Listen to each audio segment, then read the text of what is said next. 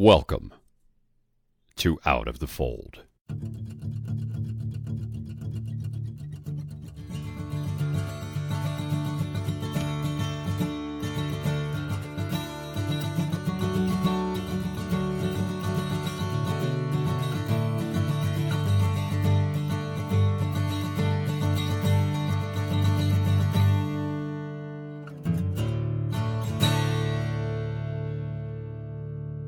On February 9th, the Secular Party of Australia hosted an event called Losing Your Religion.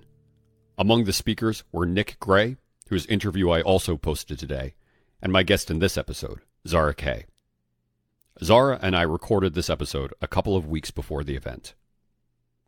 Zara founded Faithless Hijabi, a humanitarian program that connects ex-Muslims with those who have the means to help them.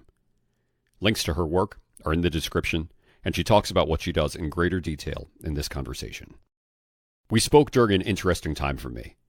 Only a few days prior had I found my voice in terms of how to talk about Islam. Each time I listen to my guests, regardless of form or faith, I learn something that seems like it's going to stick with me for the rest of my life, so I'm certain my intellectual evolution is not yet complete. However, Zara asked me why at one point I wasn't as willing to criticize Islam as I was to criticize Christianity, and I actually had an immediate answer, thanks to some sleepless nights spent asking myself that same question. No religious organizations, companies, or individuals were contacted for comment about any of the content of this episode. The views expressed are strictly those of the ones expressing them. Our conversation began on a Thursday evening for me, a Friday morning for her. I was raised in the Shia sect in Tanzania, and it was a particular community, the Koja Shia Ithnashari Jamaat community, which is basically, the Kojas are people who migrated from India in like 1700s. I've been my family has been in Tanzania for about 4 to 5 generations. And the community has widespread, to the North America, the UK, Dubai. So there are lots of people who know me or my family through that community because it's such a tight-knit community outside Tanzania. Gotcha. And is Tanzania a majority Muslim country? No, it's not. It's actually a majority Christian country. I believe that has changed now, or I think it's the same. But it is not a theocratic country. However, it is a conservative country. So just conservative religiously in general, or is it conservative politically as well? Conservative politically. Gotcha. So although it's not theocratic, would you say that like the laws of Tanzania were based on, Christian doctrine? Oh, definitely, yes. They're quite anti-gay. If you are if somebody does adopt you out to be gay, you could be imprisoned for 10 years. And if they actually do find out that you are gay, and I'm not sure how they do this, you're in prison for 30 years. So that's horrible. Even just coming out of my community. So the way I started being a bit more public with my views, and at that point I still considered myself to be a progressive Muslim, was putting up a post about tolerance with gay people, even if the religion is so against it. And the community head, or the president of that community, said, he basically threatened. He's like, if I hear anybody from this community is gay, I will report you to the police and you'll be in prison for 30 years. Wow. So I spoke with an ex-Hindu recently who's from India, and I actually had no idea that there were those sorts of laws. Like in the United States, we recently passed gay marriage, and there are still some states that don't allow it. Or it's just not, it's like a federal law, but the states some of them get to decide for themselves. But I had no idea that in India, up until just a few years ago, it was literally illegal to be gay or have gay sex. That was something that I just sincerely didn't know about. Myself included, I haven't lived in Tanzania for about 10 years. And Australia just passed gay marriage last year, which is so late. It wasn't criminalized, but gay marriage was not a thing in Australia until last year, which is so late. But Tanzania, it is definitely criminal, like, it's definitely illegal. And even if they have a suspicion that you're gay, you could be jailed. Wow. Yeah, and that's just something that I did not know was still out there. I had like suspicions about certain countries like that you might consider like you know I mean no condescension towards them, but like like more third world type countries like not more of the more developed countries. That was really surprising to hear that. Tanzania is third world. It is like we're the second recipient of foreign aid. Like we're in that rank where we don't have enough talent, enough money. There's a lot of poverty, unlike Nigeria, which is still doing a lot better. And I was just reading up news on Zimbabwe. But a lot of African nations have criminalized homosexuality. Hmm. That's something I need to do more research on. So, were you said that you were in a community of a lot of Muslims in Tanzania, though? Yeah, so I was raised in a, like I said, in a very tight-knit community. And I until I moved out of Tanzania, I didn't even know you could be a Muslim and not wear a headscarf. The two concepts were never taught to me or even acceptable. I knew people would like wear it loosely, or you had to be older, you had to be married to make that decision, but I didn't know you could do it. Um, I don't know, maybe it was just ignorance or the way it wasn't even my parents as such.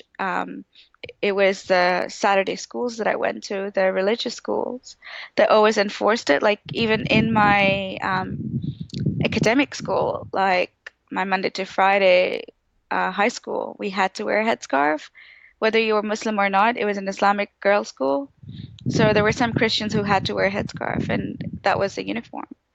So Wow. it was, yeah, it is. It was, I didn't realize it when I didn't realize what a pain it was until I was 13 and in year nine, I think. Yeah, I think I was in year nine. And I was like, but why do Christians have to wear it? Like, it must be suffocating for them. It's not fair. It's like teachers weren't allowed to wear it. Like, teachers didn't have to wear it, but students had to wear it. And that was my first rebel against bureaucracy and rules. And just these simple, just these little things like uniform, like even wearing white socks was just like, why do I have to do it? What is the logic behind it? And why are we forcing it on other people? Um, I know they're not Muslims. No, I know I'm a Muslim and I'm meant to wear it, but why are other people meant to wear it if they're not Muslims? And I started slowly rebelling with things like these. So we have religious schools, and I'm sure there are plenty of them in Australia as well. So, in the United States, we have religious schools that are largely Catholic or Christian or another denomination of Christianity. But we have uniforms, but they're not really, nobody's required to wear anything that's scripturally religious in nature. So like, yeah, I'm honestly surprised by that as well. You said that it was a Muslim school, and so therefore even Christian students were required to wear the headscarf. Yeah, well, it wasn't like, yes, it was a Muslim school. It's like any Christian school. Like, other people go there. One, maybe because it's cheaper, it's convenient, it's closer, maybe good education system. Not that I agree with that. But, for various reasons, people attend that school and they're not Muslims. And, wearing a headscarf was part of their uniform. I can't imagine having a Muslim go to a Christian school and then having to wear a cross. Right. Like there's a difference between going to church, sitting down or not attending the prayers while they're happening, because we had that too. But, forcing somebody to wear a headscarf it's a little it was a little too much. I mean, I never really thought about this until right now. I should probably protest against it. I should write something about it. Because, like, I never really thought about it because it was a past that I'd left behind. I was so glad to be out of the school because I had to do so much self-studying to get past my high school exams because our teachers were not trained to teach us the British curriculum because it was just newly introduced. Hmm. So I had to do a lot of self-studying and get books. I was so glad to just go away from that school and move to Malaysia and do my own studying, like with actual teachers who knew how to teach. How old were you when you moved to Malaysia? I was 16. Were you just did you at that point had you basically graduated your Yeah. your so this was college, this was university for you then at that point. Yeah, it was college for me. Yeah, Gotcha. definitely. What was your major? So I did my bachelor's in IT and I finished that. So I started off in Malaysia and then I transferred to the Melbourne campus. I did my bachelor's in IT and then I did my master's in business intelligence. Business intelligence. That's cool. That's So interesting. more around, yeah, so more around data analytics and engineering. So I worked as a network engineer for a while and now I'm going to get, well, I've been working in the analytics field. Awesome. No, that's great. When did you start questioning your faith? I know that you said you started to rebel a little bit when you were younger, just from some of the things that made you question it. But did that actively make you start wondering if any of it was true, or did that all come later? Oh, constantly, like, constantly from a very young age. I can't remember. So there were so many little things that just didn't make sense to me. So from a very young age, I would ask, why doesn't God have parents? Who was there before God? And why am I lucky to be born as a Muslim? Because that's what you're taught, that it's the right religion and you're lucky to be born as a Muslim. And I'm like, why shouldn't I be lucky if I convert into it? And why are we meant to spread Islam and convert people? Shouldn't it be their choice? Obviously, I was really young to ever look into these questions, and sometimes my parents would have no answers, and just questioning the authenticity of God made me feel guilty, so I would push them away. Hmm. But my actual questions with religion started when I was in Islamic school, and I'm not sure if you know how the Muslims pray, like putting their two palms together. Um, so it's putting their two palms together and reciting a dua or a small prayer instead of like a proper prayer that we do, the whole yoga that we do. Hmm. There's a small, there are other ways that you pray and you put your palms together. And I remember in the Saturday school, I didn't want to put them like all close together, but like, the instructions were that they need to touch, like the ends needs to touch. And like I'm actually doing it right now, and I know you can't see it, but I'm actually doing it right now to remember it. And mine wouldn't do it because like it was just convenient for me to not have them touch. But my teacher said something like, when you're praying and you have your arms not together, your prayer's falling down instead of going up. And I went and I told my mom about it, and my mom just looked at me and she didn't know what to say. She didn't know whether she should laugh at my teacher and discredit her or validate her because she didn't pray that way. So at that point, I think even my mom was confused. And just as little things, I haven't even said this in other podcasts, just thinking about my past, not that I've actually had to, just reminded me that these little things were basically um, they were my road to getting out. They were like little hints that something is wrong. There's just too much force. There's like things that have to be done in a particular way, otherwise you're wrong. Um, and then, as I grew older and I started understanding more about relationships, how people, like how Muslims are meant to be in relationships, like with their, like, with your parents, with the partner, with your children and siblings and neighbors. And I love that, right? Like you're meant to treat your neighbors kindly and, help starts from home and all these little things about religion that I loved. But then I was 12 and my brother got engaged. And, obviously premarital sex is not allowed, but you're also not allowed to hold hands or see the other person's hair because you have to wear a hijab. Hmm. But my brother was engaged, and the Shias have one loophole to it where you can recite the muta. The muta is a temporary marriage that was, I think, at the time, like, used at the time of the Prophet when he was traveling, maybe to use it with sex slaves to validate it. I'm not sure what the historical context was, but I know the Shias actually continued that practice of temporary marriage while the Sunnis did not. And I was just like something felt wrong to me because it sounded like a loophole. Hmm. So I researched into it and I realized in Iran, because it's a Shia dominated country, prostitution is now made legal in some ways if you recite the Muta. And that was just like, so you're using religion to sell sex. And obviously at that time, I was so against prostitution because I just thought it was so unlawful to have sex with different people or like sell your body or, we'll get into it as I progress with how I've changed my views.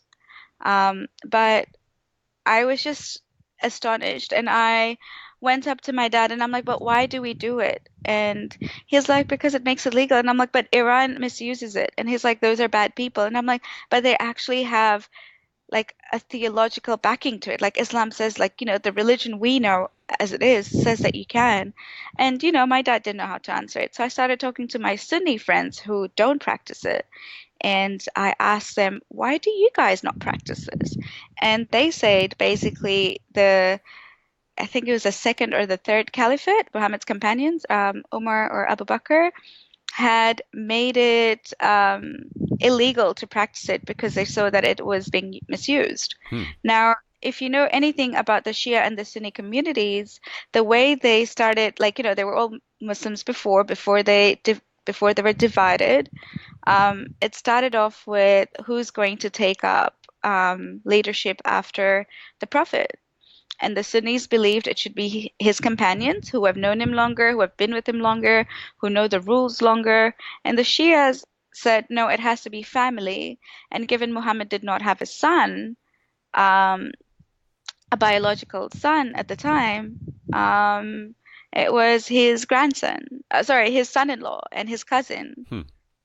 And that was Ali. And that's what the Shias believe. And then you know, um, the leadership line just continued from Ali's son and then their sons and on to Mahdi, who's the last one who is still in hiding for apparently like 1,000 something years. Um, but those are little things that just pushed me away to then, like, instead of considering Islam to be divided into two, which has is and has always been the case, that either sect thinks like the other is wrong. I just called myself a Muslim. And when they go like, are you a Shia or Sunni? And I'm like, I'm a Muslim. Right. And they're like, that doesn't explain it. And I'm like, my parents are Shias, but I'm a Muslim. And they're like, so did you convert? And I'm like, no, I don't believe in segregation. I don't believe in the divide. It doesn't unite us. It only pushes us further away. Thank you for for explaining that. By the way, like how we got the Sunni and the Shia. I mean, that's I've honestly been trying to do some research on my own about exactly how they came about. So really, thank you for explaining that a little bit No more. worries. I feel like, look, if you're not brought up in that, and researching is great, but like sometimes you just you go down another rabbit hole where you don't actually get the answers, but you're Yeah, interested in the other part of it. right. And that was just basically in a nutshell why they separated. Obviously, the titles came in very later on. Hmm. At that same time, they just considered themselves to be Muslims of the same prophet and the same God, and the titles came in way after. You know, the temporary marriage thing is something that I've spoken about with a few of the other ex-Muslim guests that I've had on so far that whose episodes I haven't posted yet. But you know what it sounds like to me, and maybe I'm mistaken, but what it sounds like honestly is that that's the sort of thing that you put on when or that you write into something because it's something you want to do, and then you like basically you want to have multiple partners, so then you write it into the book that this is how we can make that happen. That's I don't know if that's how it came about, but it just Um, it reads like that Definitely. to me. Definitely. So the way I was taught when I was young was not in that way, not in the sexual partner's way. I remember when I asked my dad or when I asked my teachers, why did he have to do temporary marriage? Like, why couldn't he just be with a woman, Hmm. not marry her and not touch her? Like, why can't you just have a civil conversations? And the reasons I got were really stupid. He's like, oh, it was a time when the prophet got sick and he needed a nurse to touch him. And I'm like, so a doctor, so like, am I meant to recite temporary marriage with my doctor when he touches me? And they're like, no, no, no. Now they've made it legal. And I'm like, at that point, obviously, they never mentioned about having multiple partners who weren't wives. Huh. So, and the temporary marriage was only limited to having multiple partners for men. Women cannot do it. Same thing like marriage. And they made it sparkle by saying women get presents and they can ask for whatever they want and they can't get married until they say yes and the father says yes. Obviously, the men did not need their father saying yes, but the woman's father needs to say yes and they need, like, and then ask for a present and it could be anything. And I remember telling my mom, if I ever got married, I'm going to ask my husband for the book, like, for the Quran. And, she was like, yeah, cool, okay. But usually like most people would ask for money, like security money, or I don't know what else others have asked for, but sometimes it'll be something that's more, that has more sentimental value than cash. Hmm. But yes, it is very, biased towards women. Only men can have multiple, women can't. And if women are divorced from that temporary marriage, which the men can call it off, I'm not sure about the women, but I'm pretty sure the men can call it off. Or when it expires, when the contract expires, you need to renew it, the whole process again. Out of curiosity, what is your opinion based on what you just said? Like how there's clearly more favor towards men in this belief system. I mean, what's your opinion of people that are that claim to utilize Islam for feminist purposes? For feminist purposes, Yeah, yeah. can you explain that? Like they claim that that Islam is something that actually, Ooh. is good Is a for feminist feminism. religion? Yeah, Oh no, yeah. okay, so the thing is, I recently did a short segment. I did a recent podcast, and we are talking about a similar subject. So I started digging into it more and reading what other people had to say. It is not a unless you don't know what feminism means, it is not a feminist religion. I think, there are verses in the Quran that say, "Hey, you need to treat your wife properly," or the heaven lies under the feet of your mother and stuff. And these are things that normal people do. You're meant to treat women properly or like with respect. There is nothing feminist about treating other people with respect. Hmm. However, not giving them equal rights is not feminism. I mean, a lot of people think that, when Muhammad came in, women were allowed to own land. Sure, parts of it, he did, like, women didn't have rights. But I just recently found out that there were other parts pre-Islamic era where women actually had more rights. Where in Yemen, I think it was Queen Sheba had more rights before Islam than any other man, and she was the pride of Yemen, before Islam, until Islam came in, and then they started setting rules, which I think what happened was women who were in power at the time drastically got their statuses lowered. Hmm. And that's not feminism. I was raised very differently.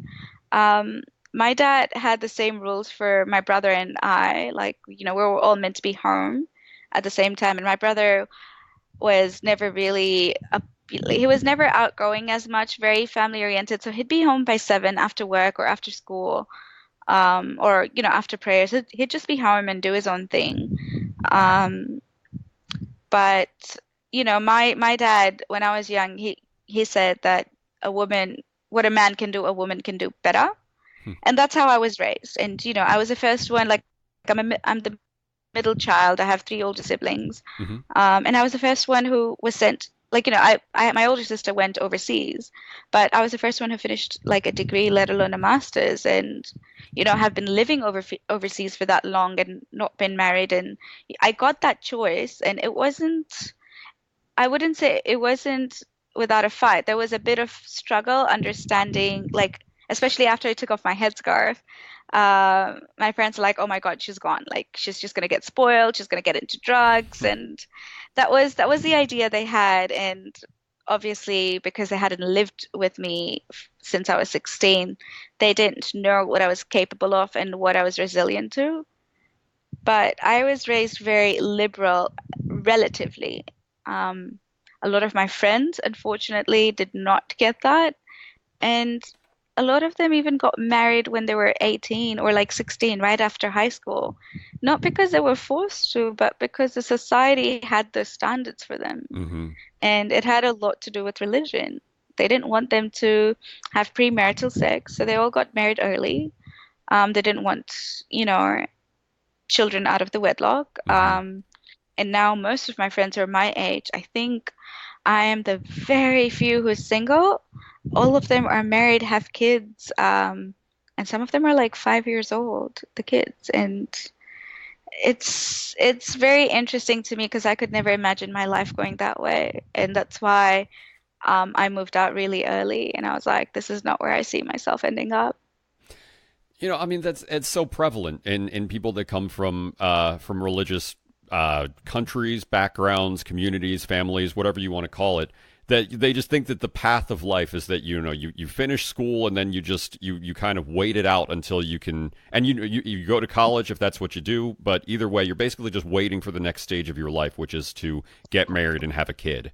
So it's kind of cool that, like, you were in this conservative environment, but like you had parents that that were sort of contrary to that in a way.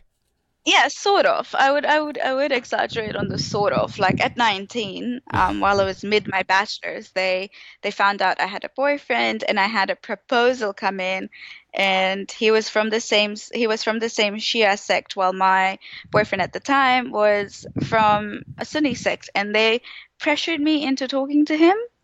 They didn't force it, but they did pressure me, and I was constantly trying to make them happy. So I said yes to it, and then, a week later, I told the guy, and I'm like, look, I don't want to get married.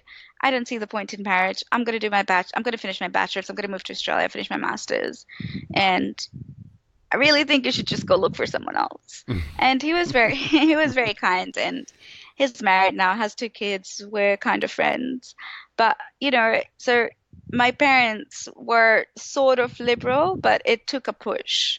If I had been in Tanzania, I cannot imagine what my life would have looked like. I would have not been on this podcast right now, that's for sure. But it would have been very different. And my sisters who were there, or my sisters who moved out at a later age, are quite religious. So they all wear a headscarf. They wear the abaya as well, the black covering, Hmm. not covering their faces. Um, but I'm the only one who has like gone completely in a different route. Hmm. And they pray 5 times a day. So they'll wake up at 5. It's not even just one of those Muslims by name. So despite getting our freedom and stuff, they still pray. So they're quite religious, and we don't agree on so many things. But there are challenges when I put forward to them, when I ask them, why is a man's testimony worth more than a woman? And my sister went like, I'm not sure about this answer, but I heard that it's because women are emotional. And then I looked at her and I'm like, is that how you want to see yourself? Like, you know me, and like the strategic decisions I've made in my life. Hmm. Would you actually compare me to a guy that you've known who's my age to make more, like to make capable decisions more than I can? And she just didn't have an answer. She's like, I'm going to research, and she never got back to me. But she would still, what happens with most Muslim women is they'll find one way or the other to submit to it because they don't want to be proven wrong. Right. And you either ignore it, stay in ignorance, or you find, some science that says, hey, women are emotional enough to make those decisions when, um, the popular research and the more acceptable research has been that they're not incapable of making any decisions that would be different from a man. Like, so, in terms of like the whole testimony thing, can easily be debunked by science, but religious people will always go like, if God said it, there's some logic in it. Yeah. So, we've always had to play this mental gymnastics. The best thing we've done, my family and I, is not to ever talk about religion. Yeah. Yeah, yeah. So the things that I think are really interesting that you said just a couple of minutes ago. One thing that you said is that in regards to feminism and its connections to teachings of Islam, whether it's in the Quran or in the Hadith, there does seem to be there do seem to be some verses that could be latched onto and said that these are pro women, or at least gender equality versus.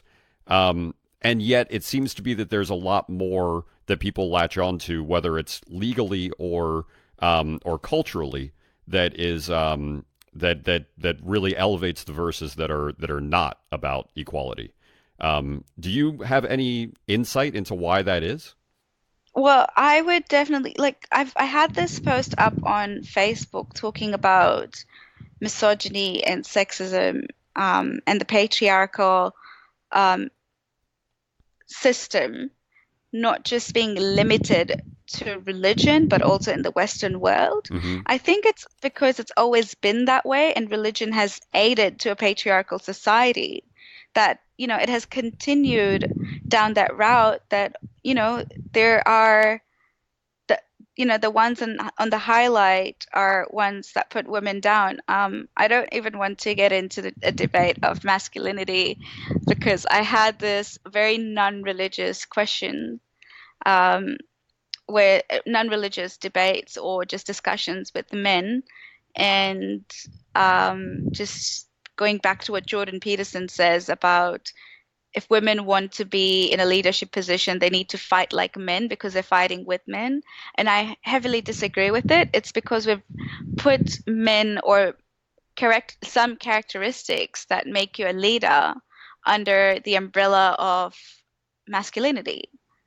So I feel what has been happening with the society, even in the West, like not just that are theocratic based, is that people want to fit into that idea or want to continue keeping that idea that men are the providers and men are stronger and men are more capable than women, only because it has been at at large in history, at large been practiced by history, versus actually looking at the anomalies that, I'm in engineering. There are not many women in engineering. Mm-hmm. Um, at the age of 26, I achieved, like, I got my master's when I was 21. That's awesome. So yeah, I am the anomaly.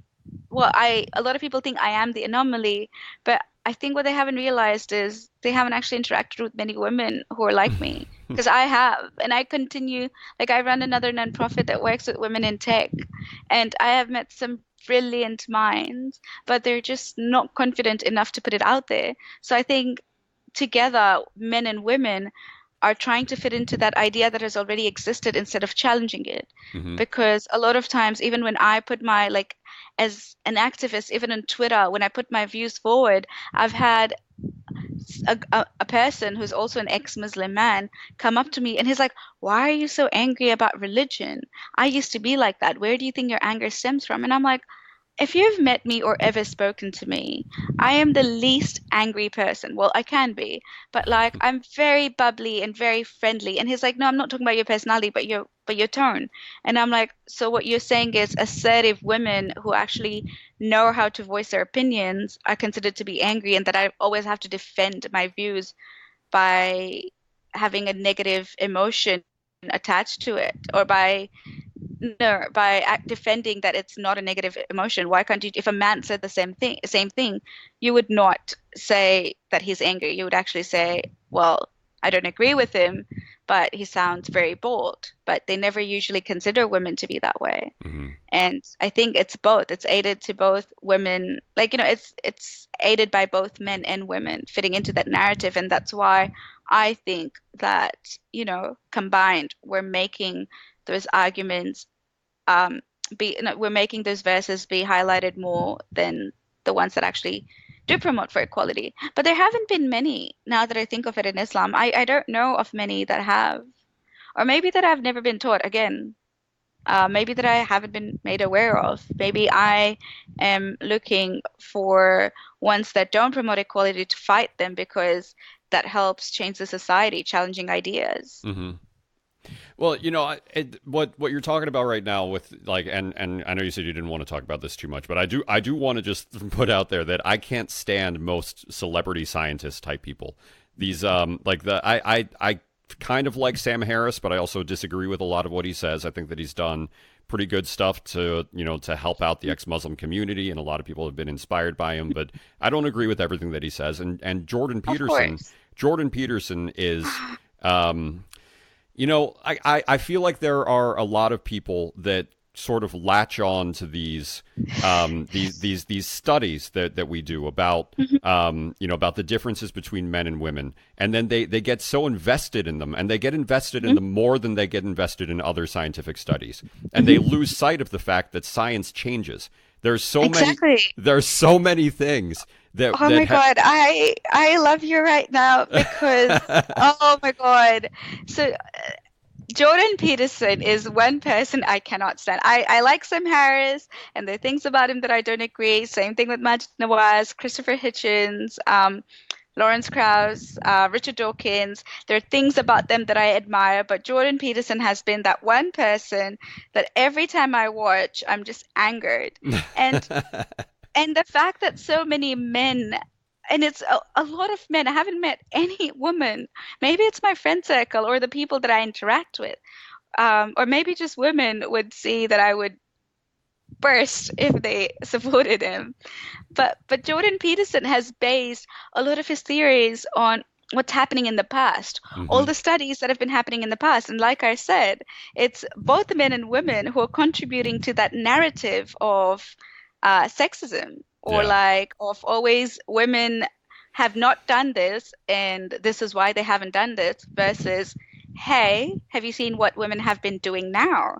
Do you see where the world is moving? Do you see what's how it's shifting, how the narrative is shifting towards the other side? Hmm. And I think Jordan Peterson aids to those, oh, I'm going to hate saying this, but insecure men who aren't sure about where they stand in, I don't know, in a lot of aspects in their life.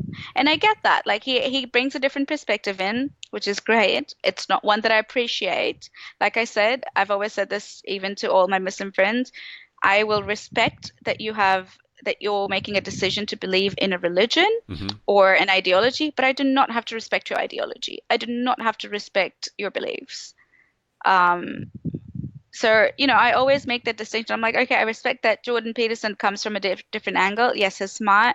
He caters to some audiences. But what he's also doing that I don't agree with is he's creating a generation of men who will always look at themselves as dominant figures because, they have high testosterone levels, or because they've always been leaders. Because as of now, women overall are only about 30%, only 30% of the leaders are women, Hmm. or less, I think. It really depends on the industry. I think in tech it's about 15 to 25. But he just puts these facts out there, and I'm like, yes, they're facts, and you can make anything of it. You can make any observations of Right. those facts, Right. but you're not looking at what has changed. And that's what he said, that I think it was Jordan Peterson that said that, yeah, like I said, that women need to fight like men. And I'm like, no, I'm going to fight like who I am. If Hmm. I'm a bold person, if I'm an emotional person, which emotions are associated with women apparently because they're Right. very emotional, Right. I'm going to use that and fight, or like, and make my way up the leadership, like, in tech. And on my conditions and in my strengths, and like, using my strengths, and not because this is how it's always been. And that so far has worked out well for me, and I like that, and I help coach other women with that, like sometimes women say they apologize a lot, and I had to sit down with somebody and I'm like, okay, you need to stop apologizing for being late. What you can do is just say thank you for being patient instead of Right. I'm sorry I'm late. It just has a different it just has a different meaning to it. Hmm. And you're less apologetic, you're more but you're more assertive, you're more appreciative of people's time versus apologizing. So I do these little things to help women, and that's why I started Faithless Hijabi, because well, coming from a tech background, I was told that I got my job. So I worked in a big tech firm, and I got my job because I was a woman, and that hurt my feelings a lot. So I worked really hard for those last 2 years that I was in the company. That in the end, when I compared my stats with my male coworkers who started the job with me, I had done at least 30% more of um, daily tasks because I worked in a technical support environment than they had, because I put so much pressure on myself trying to prove a point which I shouldn't have. But in the end, what it helped me understand was not to let other, especially men or even women, because women try bringing you down as well, Hmm. to like not to let other people's narrative become who you are, especially if they're not positive ones. If they're not pulling you up, don't let the negativity take over. Yeah. And yeah, you're right. This is what the modern like philosophers have been doing, or the scientists, Jordan Peterson being a psychologist. Yeah, a clinical psych is he a psychologist? And I don't agree with him because he's always used the past, and he's obviously getting bigger because he's serving a type of audience, mostly men. And it's no surprise that not a lot of women want to engage in it. I actually I heard I wanted to do my research on this guy because like I didn't honestly I only got into the community of whatever this is. I don't know if it's like intellectuals or atheists, and then you've also got like Ben Shapiro and Jordan Peterson in there, and like they're not atheists, but they're sort of in that same intellectual debate community. You know what I mean? Hmm. Um, Hmm. and so I actually listened to a couple of episodes of Joe Rogan's podcast where he had Jordan Hmm. Peterson on him, and I was surprised by how different he was on that show. He actually said a I couple of heard things. about that too. There were a couple of things that he said that I really liked. Also, like he said that there is a hierarchy, and that the hierarchy is determined by whoever does the most reciprocal giving, basically. So it was like the idea that it doesn't matter how powerful you are, if you're not like kind to your underlings, they're gonna be able to take you out of power. And I was like, that's a profound statement. That was a really good thing. I mean, like I said, I like where Jordan Peterson comes from, and just like Sam Harris and Christopher Hitchens, there are things, well, it's a different scale for him. Hmm. But there are things like there was a time when I visited my family after being an ex-Muslim, Hmm. and they were disappointed. Like, we have a good relationship right now, but it took a lot of learning. But they were disappointed in me, and that was getting toxic for me to be in that environment. And I didn't know when to stop. I didn't know when was the right time to say, I don't want to talk to you. Like, should you even be doing that with family? So I actually Googled when to let family go, and Jordan Peterson's video was up there, and I'm like, I don't like this guy, but let's see what he has to say. Hmm. And he was talking about how family, like as much as it's family and they're your blood, if they drown you, you need to let it go. Hmm. If someone's pulling you down, you need to let it go so you can stay afloat. Hmm. There's no point in giving into that toxicity, and sometimes it's the healthiest thing to do for both of us. And for me, that worked when I stopped talking to my family for 2 months before, like in between coming out. And, while they were still accepting, and they didn't, like, obviously, this was so new to them, like me coming out as an atheist. They're like, what can we talk to her about anymore? Like, should we ask her whether she's prayed, or should we ask her if she's going to the mosque, or should we send Islamic forwards? Like, until recently, my mom would send me Islamic forwards, and I'm like, how would you like it if I sent you photos of bacon? Like, we need to start as she comes, and it's always a learning thing. And it's something that moving forward, I'll do it on my YouTube channel when I'm less camera shy. But just talking about how to create boundaries with families and, understanding that they will never fully accept you and that is okay. It is difficult for them too.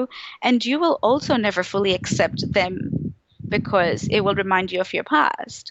And even if they did, like, on that chances that your sister became an atheist or any other sibling did, you will always have those differences. There is no such thing as being fully accepted by people, especially when you're going through this drastic changes, and it's hard for both sides to cope with it. Isn't it funny that like we both disagree with this person, right? We both disagree with him about so much, but when he's actually sitting down and having a reasonable conversation with somebody that probably agrees with him about some things, probably disagrees with him about some things, he's just like he says something that actually has an effect that might have changed your entire life. Like it might have changed Yeah. the relationship that you have with your parents for the rest of your life and for the better. And then, To be fair, some memes have done that for me as well. it's amazing how the littlest thing, like what they can do that. But I think what bothers me again, just this is the last thing I'll say about Jordan Peterson. I don't want to keep talking about Jordan Peterson, but I think what bothers me is that like again in that podcast he seemed really reasonable, and I liked actually that he was quoting the Bible, but he wasn't using it for doctrinal purposes or anything like that. He was quoting different things as metaphors.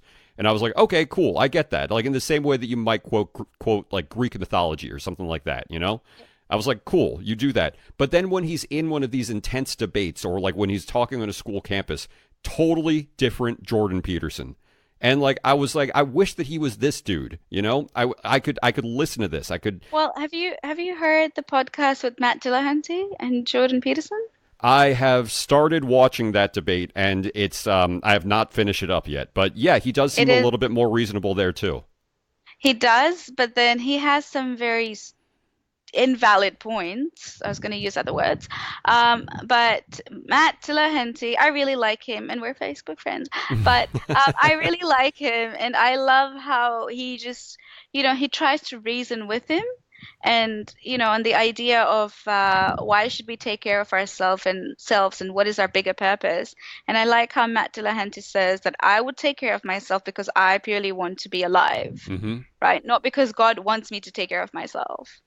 And I remember I was when I was in Tanzania, my sister's friend committed suicide, and a lot of people are like, "Oh, he's gonna go to hell," and I'm like, "That's what you're thinking about right now? Yeah. Do you not see the implications of like what mental health can do? Like, there is like, suicide is obviously haram in Islam, Hmm. because you're taking your own life. And I've had a few friends talk about committing, or at that point, I obviously didn't know anything about it, but they were like, no, but it's haram. And I'm like, is that is not a valid reason. It's great that you're sorry, but that is not a valid reason for you to substantiate your emotions at the time. I think you Right. need to go deeper and understand what's happening. But it was never a topic. Like mental health was never a topic. Hmm. But just I know this is going in very different tangents, and I love it. Um, Totally but fine. just thinking about how people reach to a stage where they commit suicide. It has a lot to do with depression, Hmm. neglecting your mental health. Um, and as much as this is painful to hear, it has a lot to do with social media and the media trends and pop culture and um, people who are not even like mentally disturbed would commit suicide or attempt to, out of getting attention or out of what the pop culture has aided to. Um, and it's such a sad situation to not acknowledge that there are mental health issues that are largely the reason why people commit suicide. But people would substantiate that with God, and they're like, no, God didn't want you to commit suicide, or God wants you to take care of yourself. And my question always remains, and why does God give me mental health issues or give that person mental health issues if that's the reason I'm meant to take care of myself. Because mental health, when you're depressed, it's actually an imbalance of chemicals that you can't control regardless of how much you pray. Right.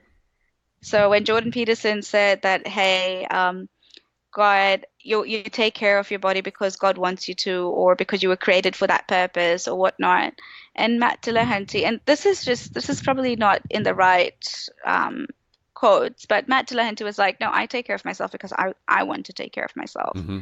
not because there's a higher power, and I haven't lost my purpose because I don't believe in God, but it's entirely up to me how I choose to lead my life and treat other people.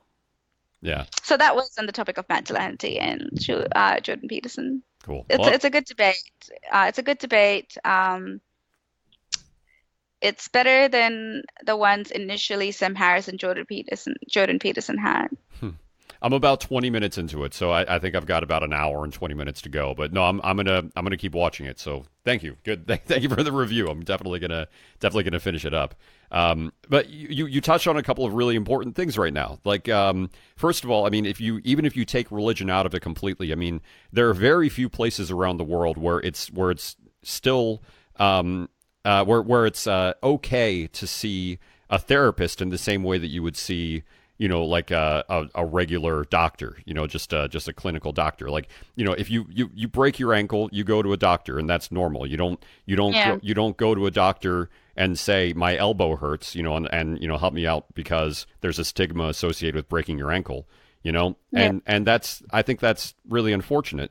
And it is such an old way of thinking about things. You'd think that we'd get to this point eventually, even in really developed countries where there isn't a stigma associated with mental health, that you're not crazy, you're just going through a tough time and you need somebody to talk to. Yep. You need help, and there's nothing wrong with that.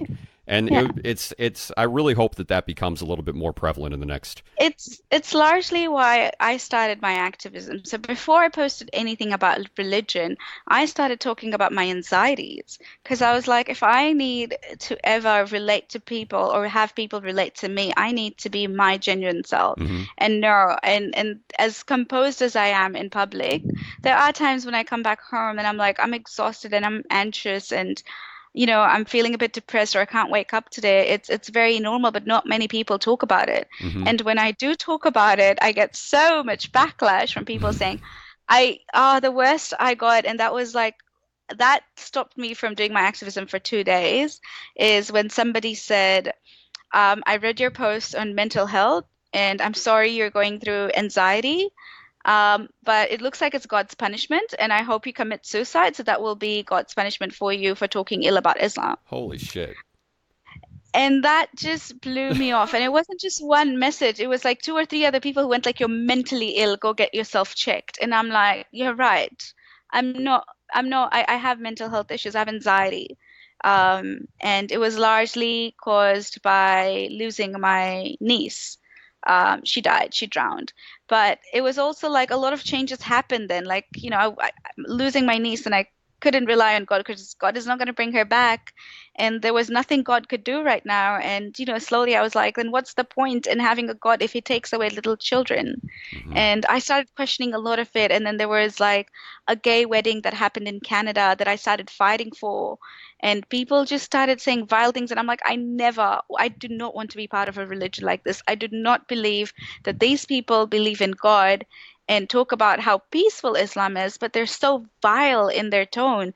And everybody says it's people. And I'm like, okay, fine. If it's people, I'm going to go and dig into the Quran, talking about tolerance, talking about how people can disagree with you in Islam and you should still love them.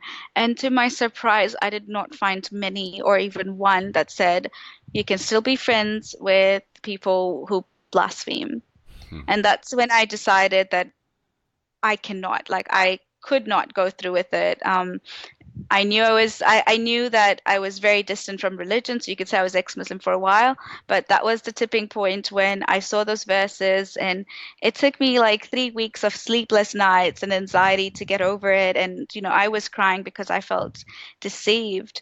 But it was crazy how one thing leads to another. And just my experiences is what helped me open faithless hijab, because I realized that like I went on Reddit and I saw what people were talking about, and there are women who are like the hijab liberated them, but they're still going through this depressive phase, and people would try sympathizing with them, but empathy was a it was a different thing, and empathizing in public is so different from having a one-to-one conversation. Hmm. And I didn't realize Faithless Hijabi would take off in 3 months as much as it did. Like we got in January, we just got 500 likes, and for something that's very, very new, it got a lot of heat. Like it got a lot of heat, um, and now like it was a one woman run show, and now I'm trying to get more people in, but I need to get the right people in. But it started off with like I when I came out of religion, I was anxious. I didn't know who to talk to. I didn't have that one-on-one ex-Muslim woman uh conversation. And every other ex-Muslim that I had met in Australia, everybody was going through their struggles and they didn't have time to invest in my struggles. Hmm. And I'm like, what can I do now? So I started training myself to be more mentally stronger and continued seeing my therapist and working through my issues, which I constantly do. I come up with new issues that I discovered last week and I'm like, I go to my therapist and I'm like, help. It's great. So, just understanding myself better is what helped me open Faithless Hijabi to then be able to talk to other people. And then, I was like, well, what is making ex-Muslim women and ex-Muslims miserable or unhappy is the disownment that they have from their families and other Muslims and the lack of validation or acceptance. So, how can we bridge gaps? And one way was through sharing stories. If it's not to um, their Muslim families because they can't talk about it, it's to the world. Like Hmm. let's slowly start debunking the idea that people have that Muslim women are happy or they're happy wearing hijab. And here, and some people are like, it's my choice.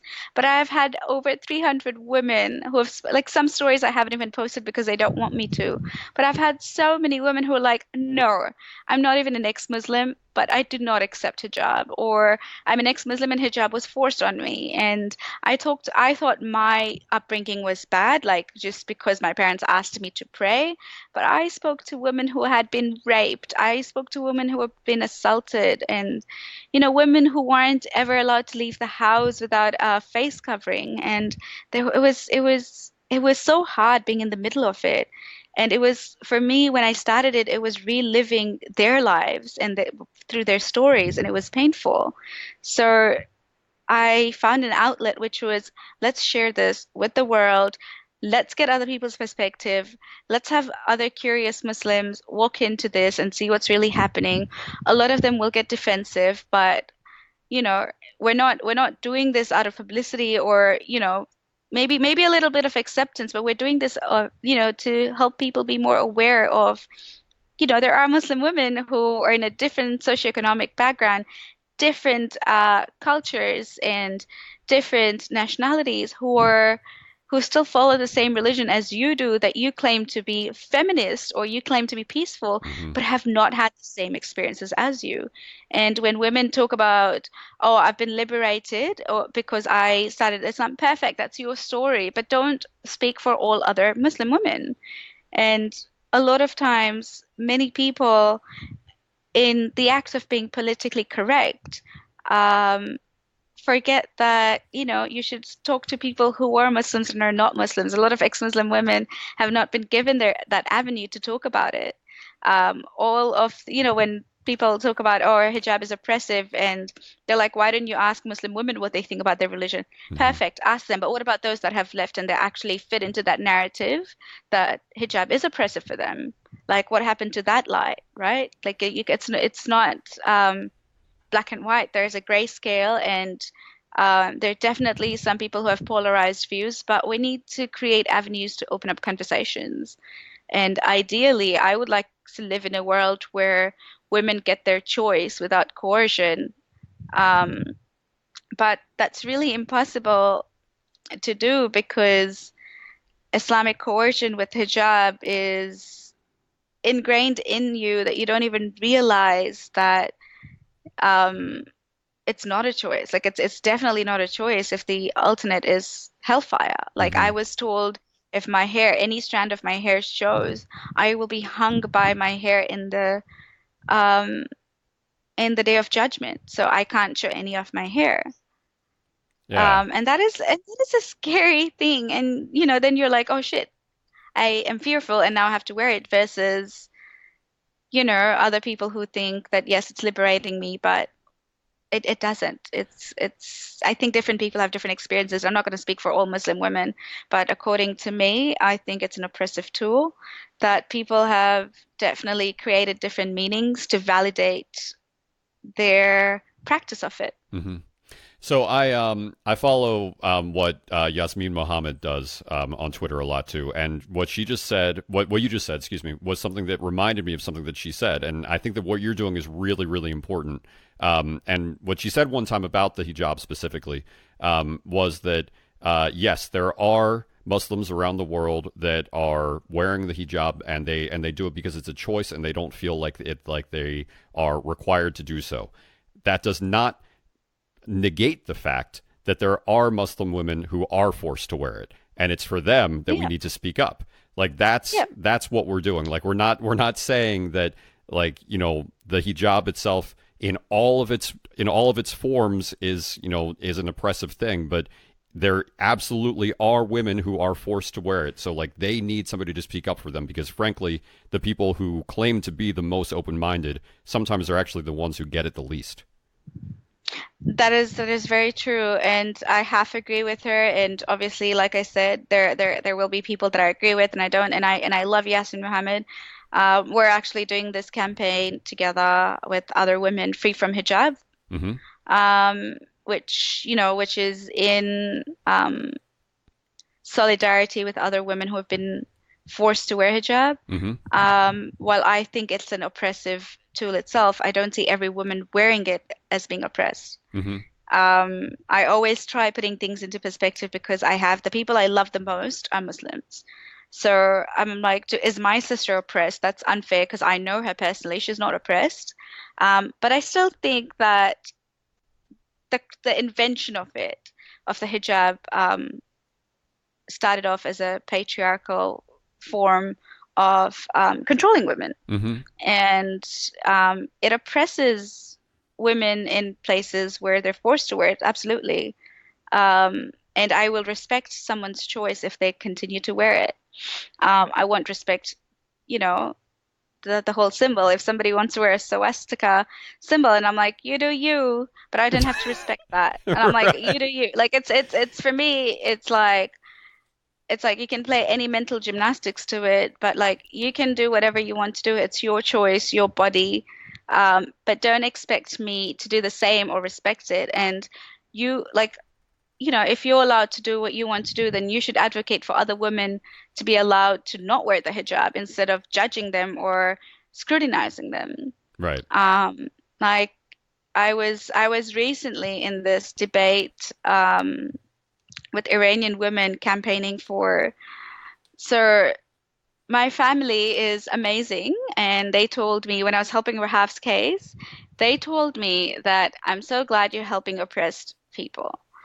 And in my head, I was like, do you know why they're oppressed? It's not because she's only from Saudi, right? For her, it was the religion that was oppressing her. hmm But I responded with, thank you. And he's like, you should help other people as well. And I'm like, okay, here, let's see what it comes. This is going to be a Muslim person. I'm going to wait for it.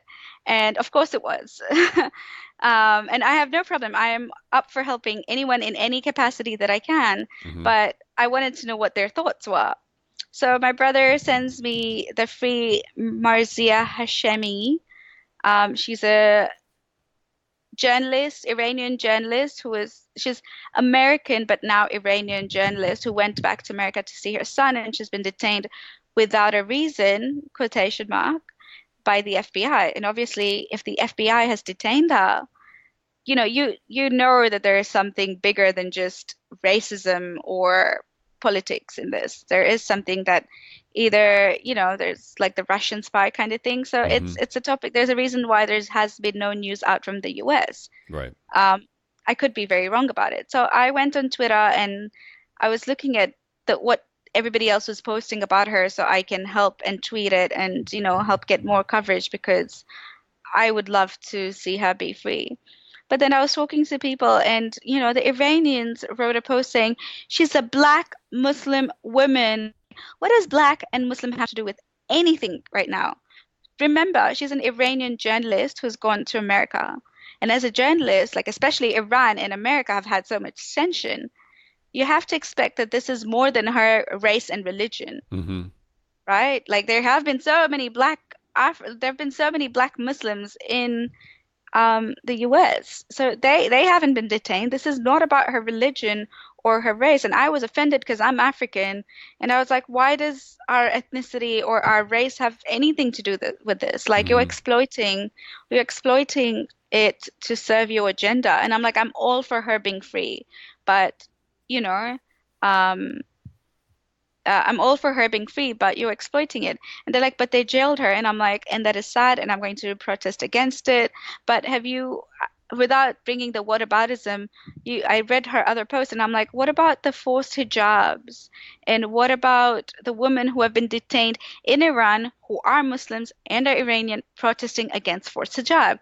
And she went like, hijab is a privilege and you can't go against it because the Lord has commanded it. And I'm like, why are there double standards? I mean, like, why are there double standards? If you're protesting for that woman to be free, then why not all women to be free to stand up for what they believe is right for them, Right. right? And I will fight for every innocent woman out there, no matter what her race, what her religion. Like I've been trying to help a Syrian refugee family. It doesn't matter for me. It doesn't matter as long as like you're safe and happy. I'm not going to aid to your Islamist point of view or any other agendas that cause segregation or discrimination against people, or especially people like me, Mm-hmm. who speak out against it. But the double standards, and then they all just blocked me because I actually went like, is hijab really a choice? How are you giving them a choice? You're talking about this Muslim woman being forced to eat pork. I am against that. If anybody did that to my family or to my friends or to any person I knew, to make like even if I'm a meat eater, and my flatmates are vegetarian, we use different dishes, and I wash different dishes differently.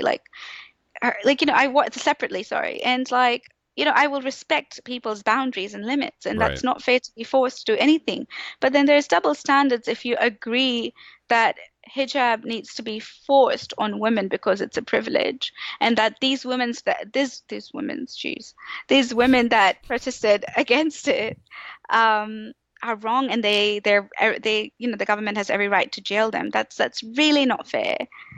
And especially I was like, I'm not saying that you should protest against it, but it was changing her views because, that's how change starts. You don't have to make people fight for everything, but it's also like, what do you think about this? And, instead of saying, I have no opinions, but she had a strong opinion against those women who were fighting against forced hijab by saying, no, it is a privilege. We're beautiful. We don't want to be naked in the streets like you guys. And I was like, whoa, whoa, this is getting really harsh now. I'm not like, if women want to be naked in the streets, if it's legal, fine, do what you want to. But, like you're kind of like throwing accusations. And the best part was that the Iranian men started liking their comments, and they started protesting against me, Hmm. to patronize me and say, oh, what about Australia? Like, there's so much violence in Australia and stuff like that. And I'm like, what about Australia? Like, we have the freedom of religion, we have the freedom from religion. We're definitely not at a stage where we're perfect. There's still racism, but it's fighting and challenging ideas like this, from forced hijab to racism to accepting ex-Muslim rights, and Mm-hmm. educating other people on how to work with them.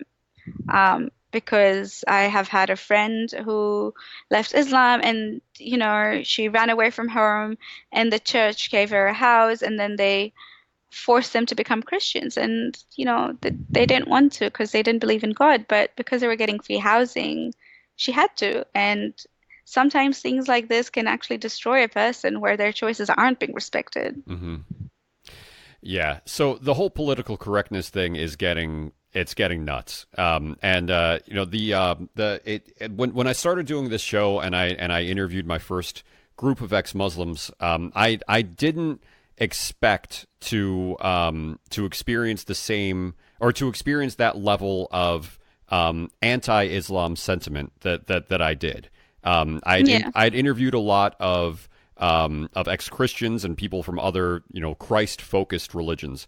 Hmm. And it was kind of easy to do. Like I came from a Christian background, and like Yeah.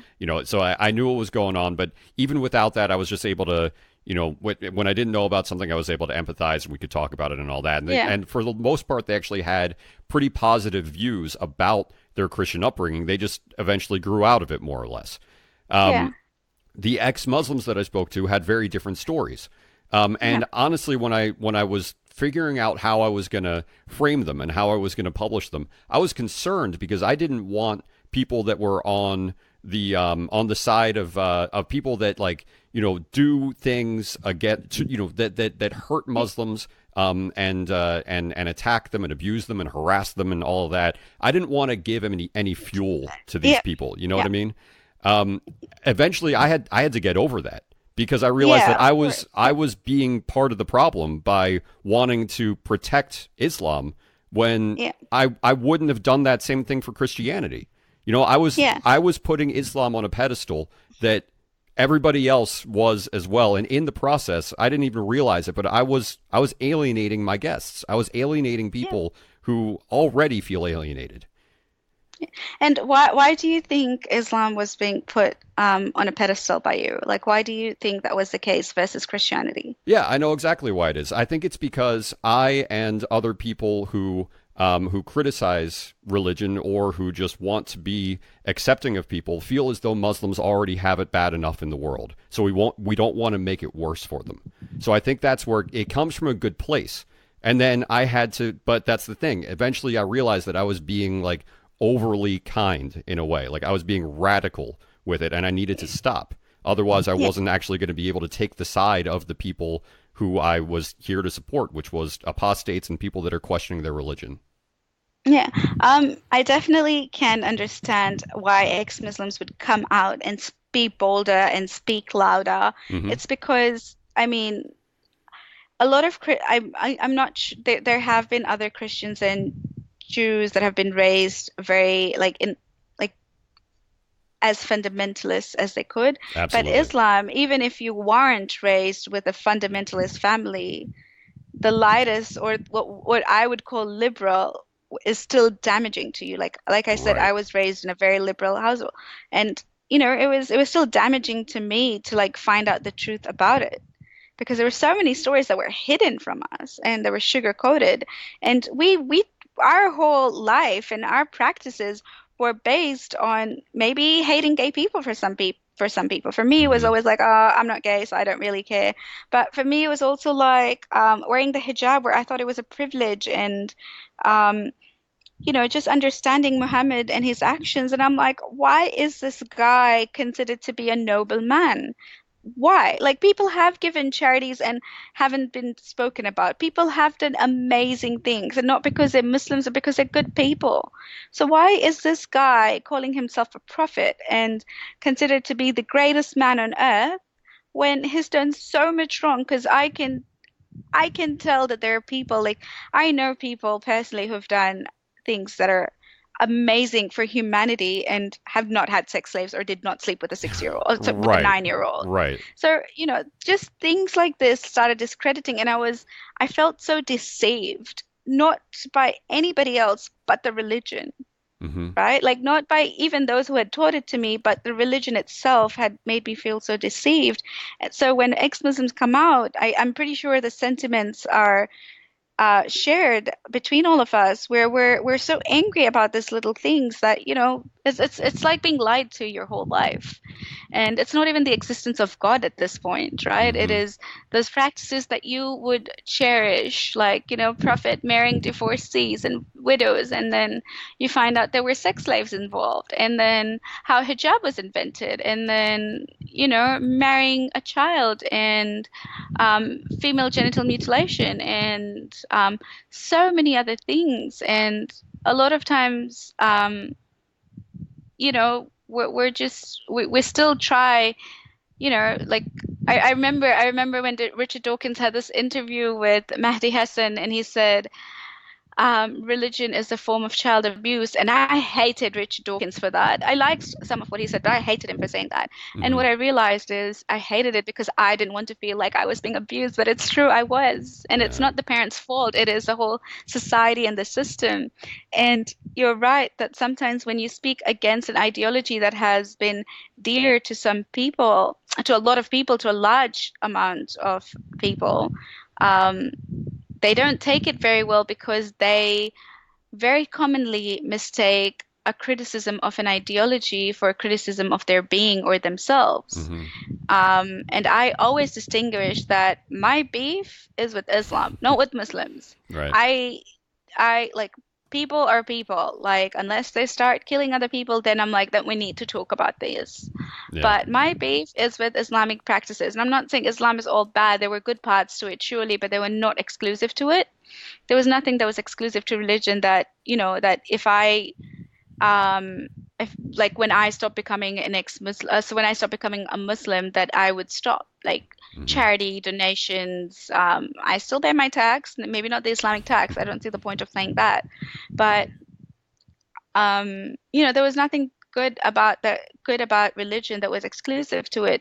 But what was bad about religion was exclusive to it for the Right. large part, that people were getting excuses to commit the bad acts using religion.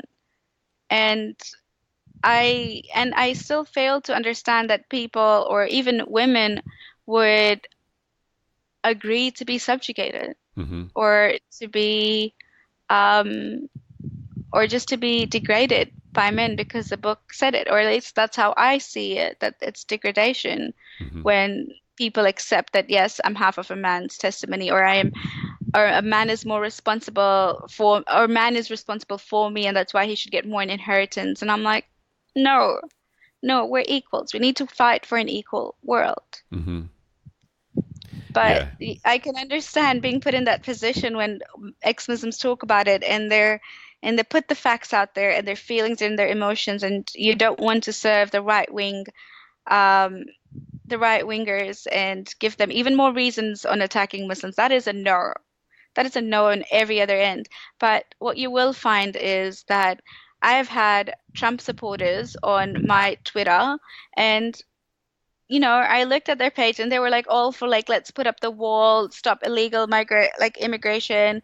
But what we had in common was they had actually apart like they weren't all stupid people, but they had learned about Islam and they came up with very good facts. And I'm like, Hmm. you're not wrong. Our criticism of Islam is correct, but how are you then using that criticism? Are you going to be racist against people? Have you made a distinction that, Islam does not equal to people, even if people follow it? Hmm. Like, the idea is to challenge them and not, like, challenge their ideas and not criticize or attack them, Yeah. right? I've had people attack me on social media by calling me names, sexual harassment.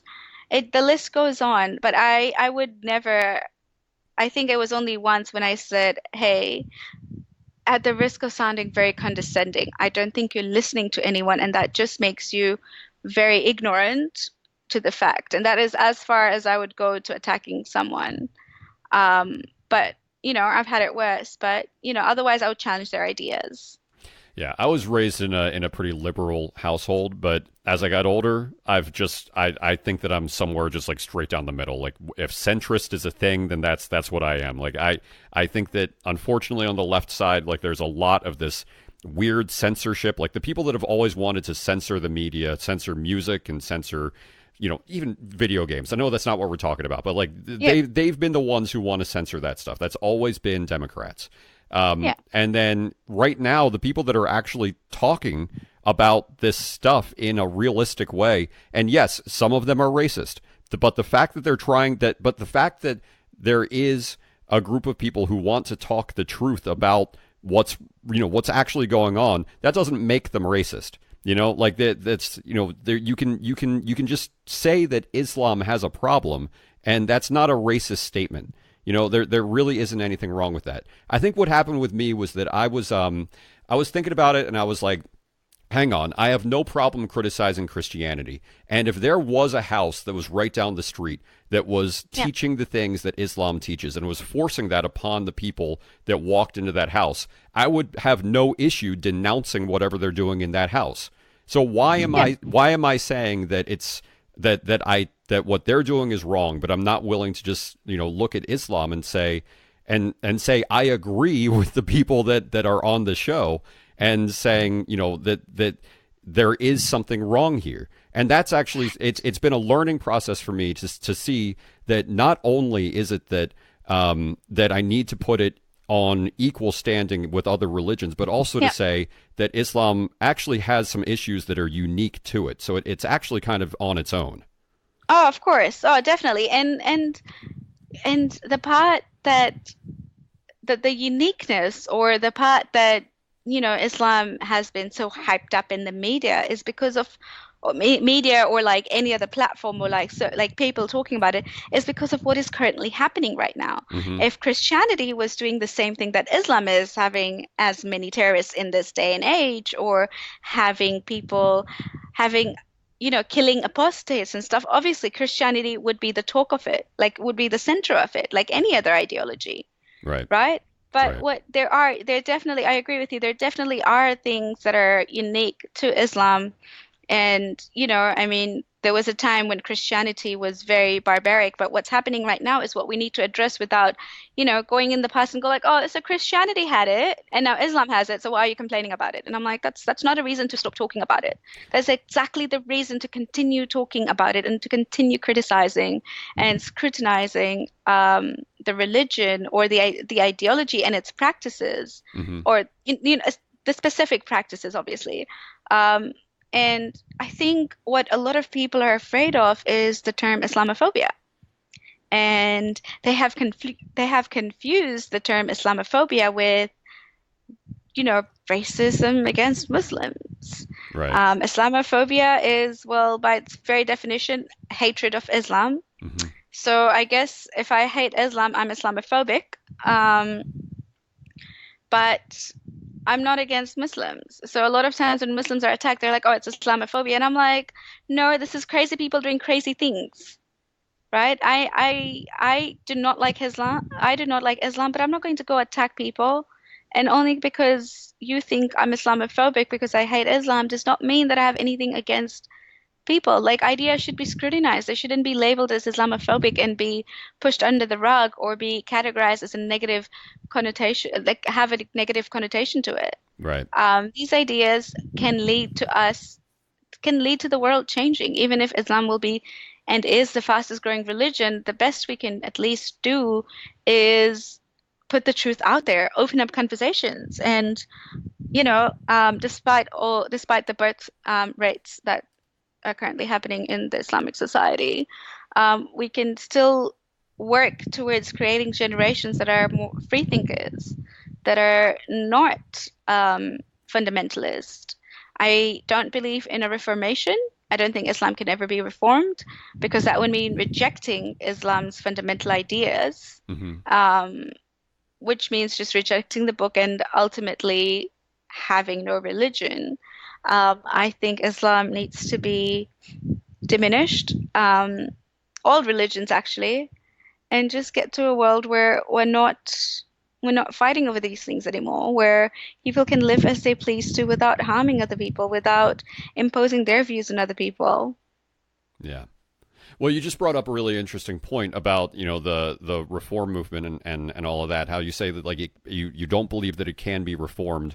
I think that one thing that again is unique to Islam is that it's sort of by its very nature fundamental. So it's like what you just said about your family, how they were still a liberal family, but they were still much more fundamental in just their basic beliefs than other religious people would be in theirs. So there's something unique not only to people who call themselves Muslim, but there's something unique in the way that the texts are written or how it's meant to be interpreted, that makes it sort of impossible to not be a fundamentalist, and if you and in many Muslim majority countries, if you are not, or if you are more reform, or if you are more liberal, that is considered to be Exactly. heretic behavior or apostate behavior. Yeah, you're right. Like a lot of people, so this is what surprised me in my journey was I called myself a progressive Muslim up until 2017.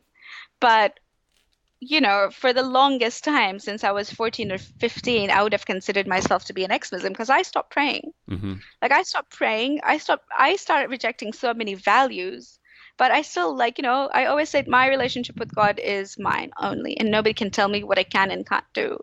And that's right, it is a personal relationship, but there are people who would still kill me for um so I never had alcohol, but had I had alcohol or had I been in Saudi Arabia and engaged in premarital sex being a Muslim, I would have been killed. I probably, or abused or stoned or lashed. I don't know. It's as much as religion is meant to be a personal relationship with God, it's not. It's not because it is imposed on other people, because Hmm. there are governing bodies that reject that relationship with God that you have to just be your personal relationship. They find it their right to enforce it on you. Hmm. And that is my biggest issue that, there are people who call themselves Muslim by name and do nothing Muslim. They don't even believe in God. They're like, I was born a Muslim. And they are still somehow accepted by the liberal the liberal Muslims. It's like, oh, but he's still a Muslim. He still calls himself a Muslim. And I'm like, if you actually had to hear out both our thoughts, Hmm. me being an ex-Muslim who has renounced religion and this Muslim by name or progressive Muslim, you would realize that we're not dissimilar. We're not very different. It's only that I have adopted a different title, but apparently that gives everybody else the right to harass me and to um to criticize other ex-Muslims. I started a hashtag on Twitter called When I Was a Muslim. It was only because I was trying to think about the practices of when I was a Muslim that are so different to who I am right now. And I'm like, let's talk about experiences. So I started it on Twitter and then I put it on Reddit and I'm like, hey guys, let's do it. And it went and it's still going on. And that's great. But like a lot of Muslims just got really angry and started discrediting ex-Muslims for their experiences. And, I had to say something and I'm like, hold on, these are their experiences. You can't discredit them for their experiences. Their reasons for leaving could be completely different Right. from their experiences. Their experiences could have aided to that. The experiences would have just been what they did before and then they've realized now. But stop, like, Muslims got really outraged by ex-Muslims talking about it and seeing the number of ex-Muslims had come out and spoken about it. Hmm. I didn't know you started that. So, to be fair, there was one that happened in 2013, and then there was another one that happened 6 months later, and then I started it last year, December, October or something. I can't remember. December. And that went viral.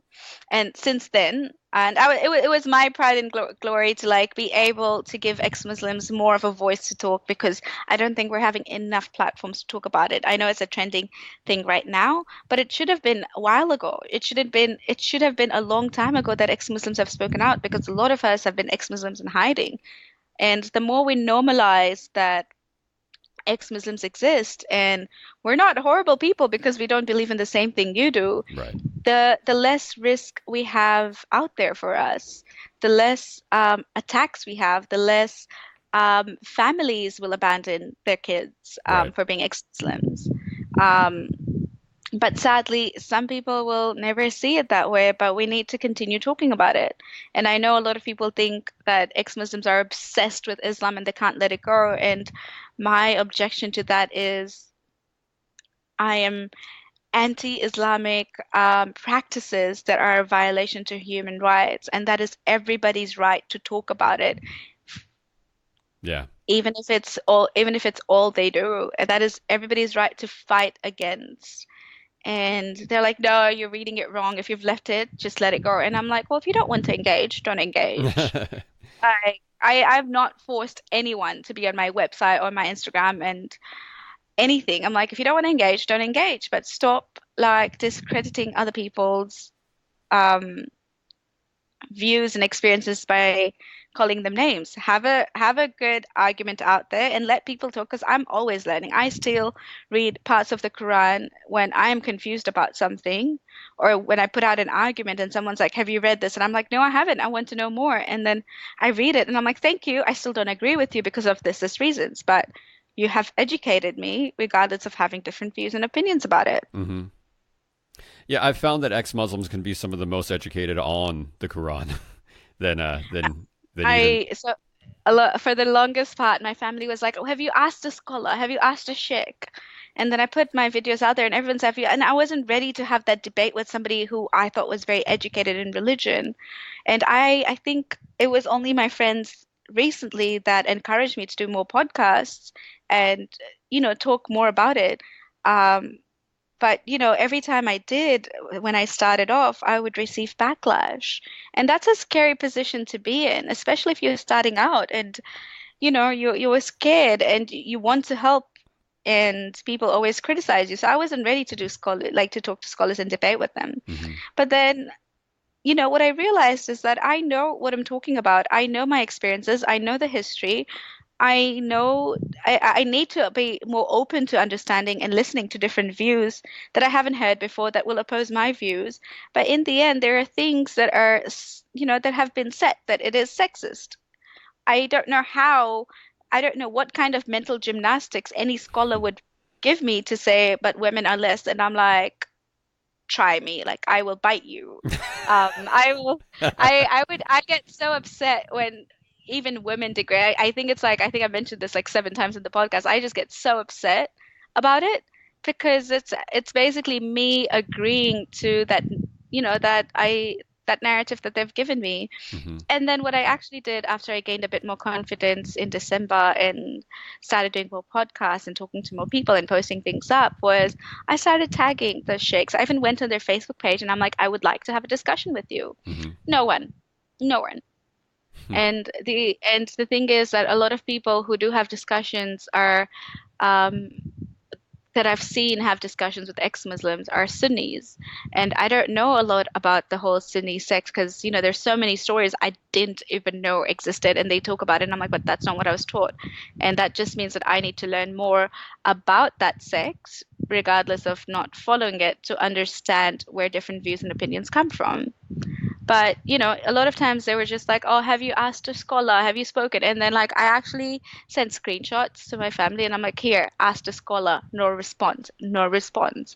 And they like have a phone call with him. And I'm like, I'm not going to do private debates because I know how condescending some people can be and take it out of context. Hmm. So I am definitely just going to do public debates. I'm happy to be proven wrong in public and I'm happy to be taught and I'm happy to learn because that's how people grow. But I'm also happy to voice my opinion, but it has to be public because what will come out, because what I learned very quickly was when I had private discussions, like people messaging me, they just started putting very condescending things about me, and I'm like, no, I am done giving you the benefit of the doubt that you'll actually turn out to be a decent person to respect my views, but all you've done is um, changed my opinions on it and call me a hypocrite because I have a Muslim family and I hate Muslims. And I'm like, that is not what I said at all. Right.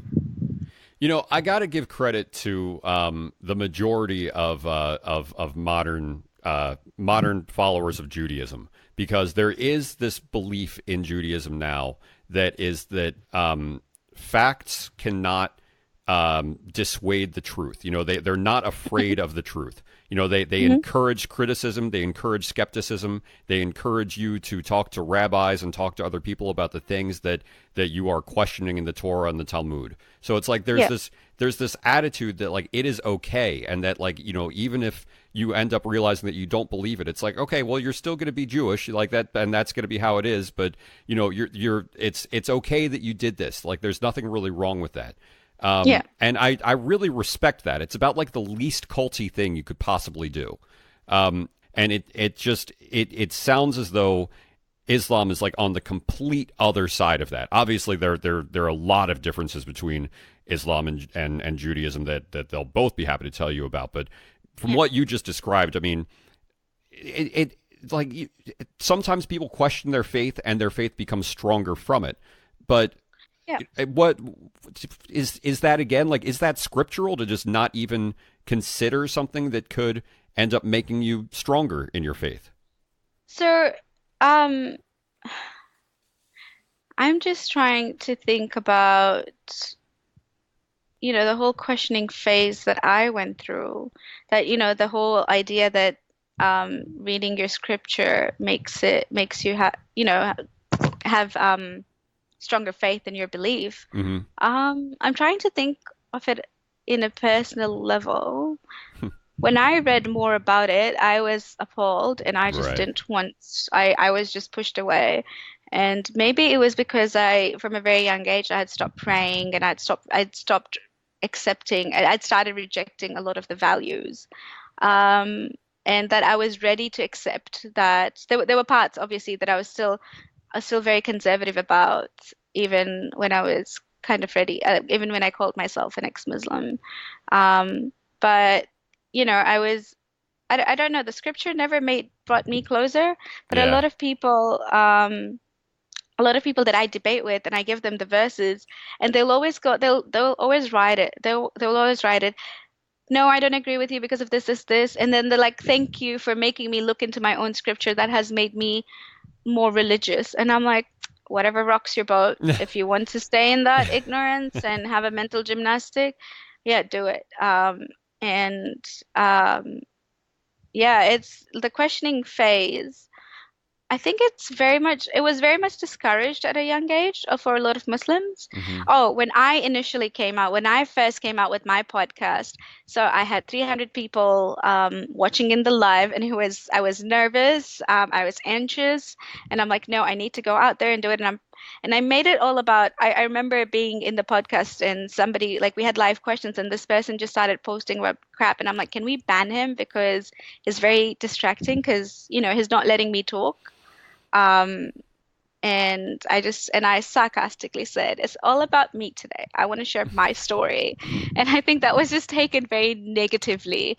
And people started talking to me about, oh, you just wanted attention. And I'm like, for any person on social media claiming that they don't want attention, they're lying.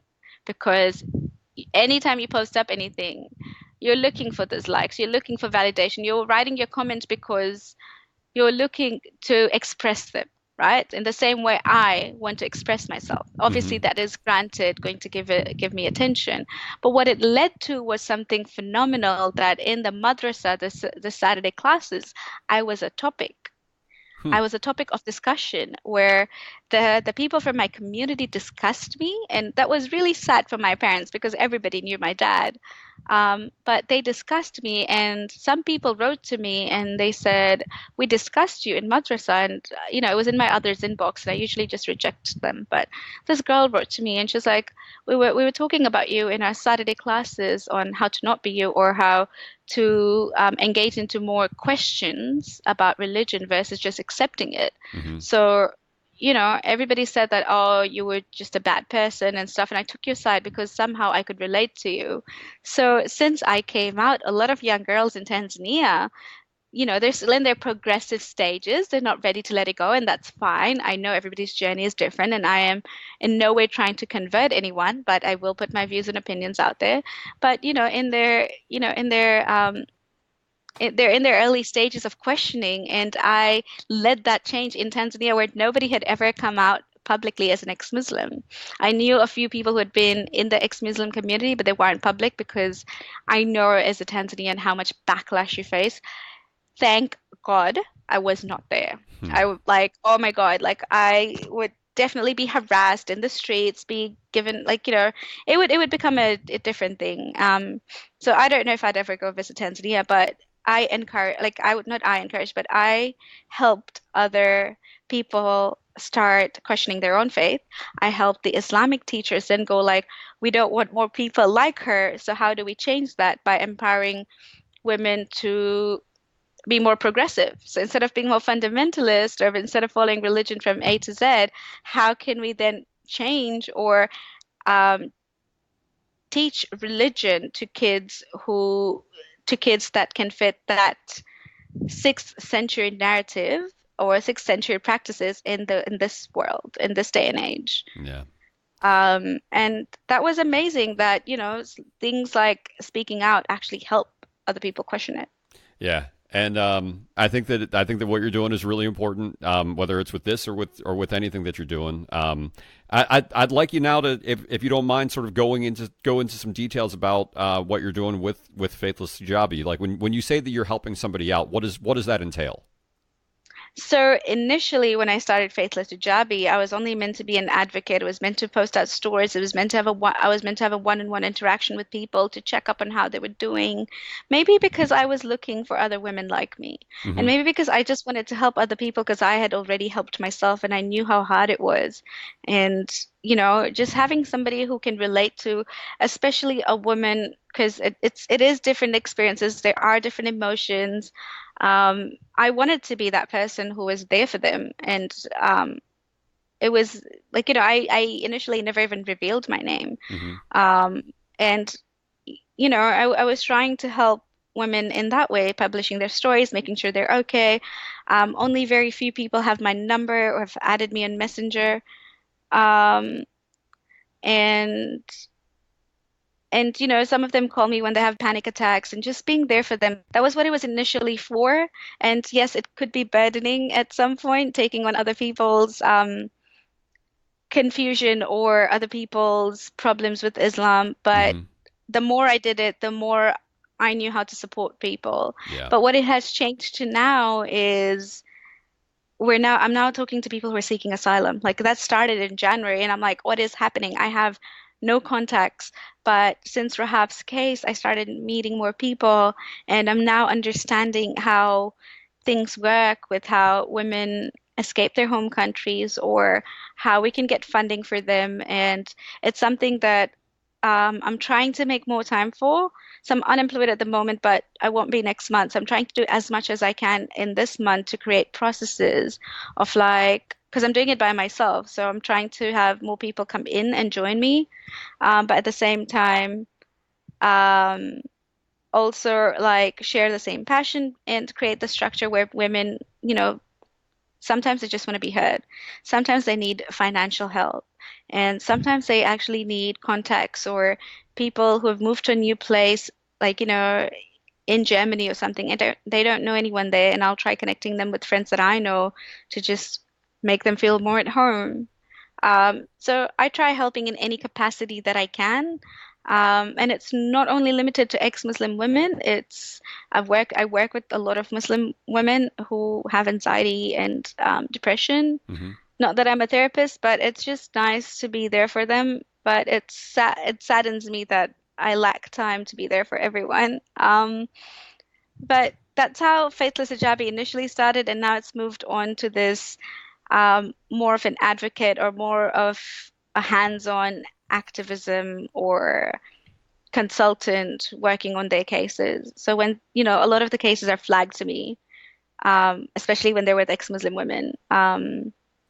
And for me, the first thing I do is I check up on them and I'm like, okay, are you safe? Hmm. And then we're like, what are our next steps? How do we do it? If they need any translation or if they're opening a GoFundMe page, and I'm like, okay, let's have a chat. Let's talk about it because I need to know I'm supporting the right person because some people can be, well, fake. Those Sure. Yeah. pictures could be yeah, like, there's always trolls, and I have been because they knew that I was easy to like I spent 2 days talking to this one person, having 3 hours of sleep while doing a full-time job. And she said, "Oh no, I don't know how to leave Islam." And I'm like, "I can't tell you how to do it. I can only tell you what happened to me and give you resources, and you need to do this on your own. This is your journey. Hmm. I will hold your hand."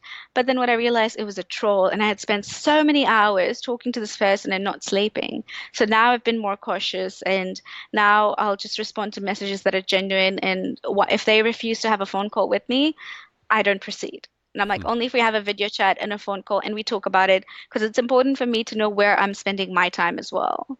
And if I'm advocating for you, I need to know that you're a genuine person. Like, you don't even have to be an ex-Muslim. Like, I need to know that you're not a troll or that you're not just trying to get my attention for other purposes. Like, some of them went like, some of this person, very smart person, whoever it was, I'm assuming it was a man, said he was a woman and a fake name, and it was over chat. And and then he asked me why I wasn't a Muslim, and I'm like, this is well, these were some of the practices of Muhammad that really pushed me away. They're like, but have you ever thought about this? And I'm like, I am an ex-Muslim. Do you respect that? Like, Right. you can't convert. Do you understand that you can't convert me? It's not how it works. This is not the purpose of faithless hijabi, Yeah. right?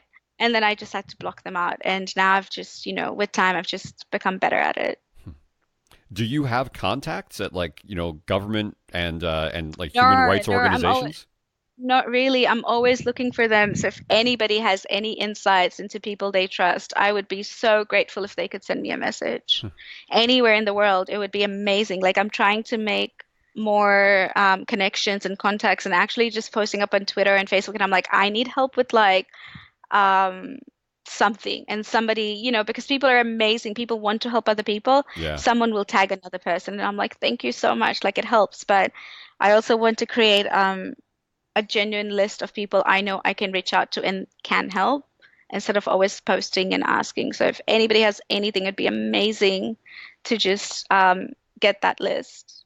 I think that's awesome. So it's like, you're building up your client list, or sorry, client list, Yeah. contact list with all of these things. But the main way that you've been helping out people is by reaching out to a community that's eager to help out those exact type of people. Yeah. Yeah. Yeah. And like a lot of people helping Saudi girls, not all of them are ex-Muslims. Some of them reject the idea. Some of them just don't like the male guardianship. Some of them just don't like their job and they still like the religion. And I'm like, that's fine. Um, And I'm still going to try and helping you in any way I can. Right. But you have to understand that if religion is a sensitive topic for you, we can actively avoid it, Hmm. right? We don't have to talk about it. Like with my family and stuff, we don't talk about it. So I am really good at that. I had a conversation with somebody the other day, and I turned off the recording at some point because he was one of my guests, and I could just tell that like he wanted to just sort of shoot the shit for a little while. So for about like 20 minutes after we were done recording, we just talked about music for a little while. And like I don't know if it helped, but I get the sense that it did, and like he needed to get some things off of his chest. I'm not trying to say that like I'm an amazing person, but I know how much it helps. I know how much it helps to Yeah, just, of you course. don't even really have to talk that much, but just listen, talk about life, talk about trees. Like it doesn't matter. It Uh, doesn't matter. Sometimes people just need to be heard. right, right. Because chances are they're not. Chances are they're not heard about much of anything where they are. Yeah. Um, I have recently, since becoming an activist, I have found myself to be so indulged in my activism and religion and philosophy that I am now facing a bit of disconnection with my friends who've known me pre pre-activist or pre-ex-Muslim Zara, because I used to just like I've always been into conversations that are quite deep. Hmm. So now I find it really boring to talk about the weather or cars. And I'm like, uh-huh, like I'll listen. And I'm like, but my brain's in a million different, like it's going faster than your conversation. And I'm learning to balance it and know my audience better. Um, and yeah, it can be so challenging. But yeah, no, you're right. Sometimes it helps just listening. It helps just talking about it. Sometimes podcasts help me. Or sometimes like I feel like my whole YouTube suggestions has all been about, oh, Sam Harris or Armin Navabi or this other atheist or Ayan Hirsi, and that is my whole list. And I'm like, what have I done to myself? So I recently started, like, I would stop. I hadn't even watched Netflix in a while. So I started watching this TV show called You. And that just creeped me out even more. And I'm like, why? And then I put philosophy and psychology into it, and I'm like, Zara, you're meant to enjoy this, not like analyze it. But yeah, no, it's yeah, it's interesting to how I've changed so much, even on the level of conversations I have. The the way I think, it's more. I'm trying to be more introspective about things I do and how I present myself. Only because when you're in a position, when you're public and trying to help other people, you need to be careful about what you say. Because Hmm. I realize that some people, while um, while I think, like, I just had a recent post on sex working, and while I think that there's nothing wrong in people um making their choices, some people find it very offensive. Hmm. Or some people will make, like, they will exploit anything I do. So I've had to be very careful. And before you realize it, that, my friend came over that I hadn't seen in a year and a half, and he had other friends who had never spoken or had never heard about it, but they heard my name recently after I came out in the media. And I'm like, shit, like, I have to be so careful sometimes. But it's changed so much to what I used to be as a 21 or a 22-year-old, or even just a 23-year-old. No, I mean, we got to turn off every once in a while. Like there's no question about that. But I mean, I do think about it constantly at this point. Like I've totally developed this new way of thinking about the world that I just never thought that I would. At this stage of my life, or really at any.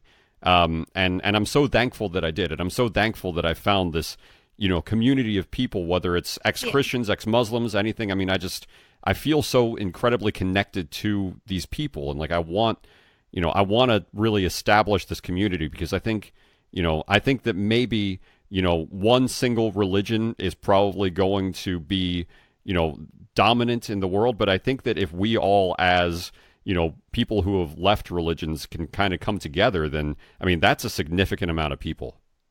Yeah, yeah, and like we all have this common goal, and sometimes it's just like talking about philosophy, Sure. or it's just understanding each other, and it's just having those shared values, Yeah. which I feel helps a lot.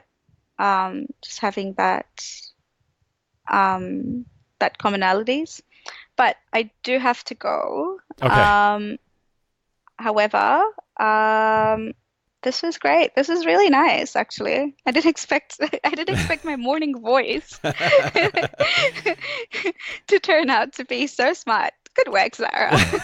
Can I just ask you one thing quickly? And it's just something that I Sure. ask everybody. So is there just, and it's going to be kind of vague. So is there anything else that you want to say? Anything you want to say to Muslims, to ex-Muslims, to anybody who's walked away from religion, to anybody who's questioning religion? Just anything that you want to say that I didn't ask about. Be yourself. That's pretty much all I have to say. Just be yourself. I found it very liberating to come out to my family at the cost of everything, because I felt like it was suffocating to be someone else or live different lives. And I know some people go through um, go through a lot of challenges, or the challenges just to come out to their family. I would just say be yourself and fight the good fight. I mean, we all eventually, not everybody is going to agree with all your ideologies or all your beliefs. But the idea is just being open to other people's opinions and views. It's learning. I'm always learning. I don't think I'll ever stop. I remember saying this 3 years ago, that I'm an evolving person, and this is what I believe evolution to be. That what I am now is not what I will be tomorrow. And I can safely say that 3 months ago, I was not the same person that I am now. I've learned a lot. I've been more resilient, but you know, um, it's been for the good, and that helps me. Um, but yeah, no, just be yourself. And the one thing people do a lot is they tend to judge themselves for any action that they do, and then they go down a rabbit hole. Stop doing that. Don't judge yourself. The last person you should be judging is yourself. Special thanks to Zara for dedicating time to do this while in the process of moving continents. Make sure to check out the Reflection episode with me and Faye. Thank you for listening. If you enjoyed this episode, please leave 5 stars and a written review. The written reviews help to move the show up the charts. More importantly, though, share the show with someone you trust. For immediate updates and discussions, follow the show on Twitter at OutFoldPodcast. Logo and artwork by my wife. Production by my wife and I. All music by me. This has been Out of the Fold.